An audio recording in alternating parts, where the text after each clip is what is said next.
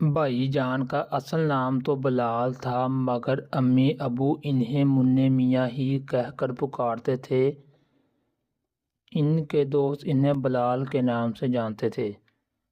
Matric میں ہونے کی وجہ سے ان سے ایسی حرکت کی توقع نہیں تھی جیسی گزشتہ 3 مہینوں سے کر رہے تھے۔ بھائی جان مسلسل ہر ماہ اپنے جوتے گم کر رہے تھے۔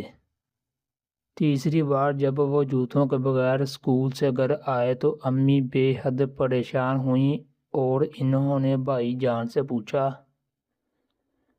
انہوں نے جو وجہ بتائی وہ امی سے مشکل ہی سے ہضم ہو پائی۔ رات کو سب ابو کے سامنے موجود تھے۔ ہاں منّے میاں بتاؤ آج جوتے کہاں گئے؟ ابو نے پوچھا۔ ابو میں نے امی کو بتا تو دیا ہے، بھائی جان نے رونی صورت بنا کر جواب دیا، مگر اس پر اعتبار کرنا تو مشکل ہے۔ یہ کیسے ہو سکتا ہے کہ اسکول سے واپسی پر تم مسجد میں نماز پڑھنے گئے اور واپسی میں جوتے اپنی جگہ پر نہیں تھے؟ ہر بار جوتوں کے گم ہونے کی تم یہی وجہ بتاتے ہو۔ اس مسجد میں جہاں تم نماز پڑھتے ہو میں بھی اکثر وہی نماز پڑھتا ہوں، مگر میرے تو کیا کسی اور کے جوتے بھی وہاں گم نہیں ہوئے۔ منّے میاں اصل بات بتاؤ، ہر بار ایک ہی بہانہ نہیں چلے گا۔ جی ابو بھائی جان ہرکلائے۔ ابو نے اس کے بعد کچھ نہ کہا اور پھر ہم سب اپنے اپنے کمروں میں سونے کے لیے چلے گئے۔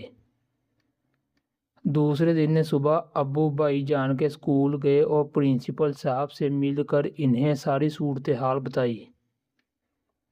پرنسپل صاحب نے کلاس ٹیچر سلطان صاحب کو بھی اپنے کمرے میں بلایا اور انہیں بھی تمام صورتحال سے آگاہ کیا۔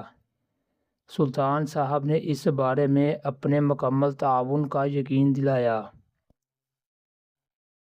ابو مطمئن ہو کر وہاں سے دفتر چلے گئے۔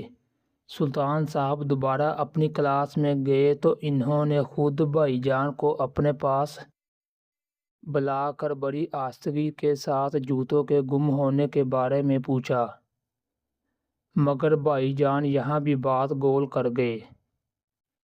دوسرے دن سلطان صاحب نے کسی خیال کے تحت ان تینوں بچوں کو اپنے پاس بلایا جنہیں کئی دنوں سے نئے جوتے پہن کر نہ آنے پر انہوں نے سزا دی تھی۔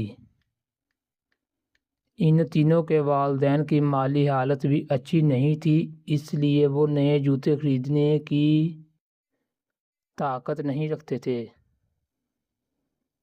یہ بات سلطان صاحب کو بھی معلوم تھی، مگر اسکول کا نظم و ضبط قائم رکھنے اور بچوں کو صفائی کا پابند بنانے کے لیے انہوں نے ان بچوں کو سزا دینا ضروری سمجھا تھا۔ وہ تینوں مسلسل کئی دنوں سے پھٹے ہوئے جوتے پہن کر آ رہے تھے۔ آج جب سلطان صاحب نے ان کے جوتے دیکھے تو وہ نئے معلوم ہوئے۔ انہوں نے ان تینوں کو پرنسپل صاحب کے کمرے میں بلا لیا اور نئے جوتوں کے بارے میں پوچھا تو انہوں نے سب کچھ صاف صاف بتا دیا۔ کچھ دیر بعد سلطان صاحب نے فون پر ابو کو اصل حقیقت سے آگاہ کیا۔ ابو یہ سن کر بہت خوش ہوئے۔ رات کو کھانے کے بعد ابو کے کمرے میں بھائی جان کی حاضری تھی۔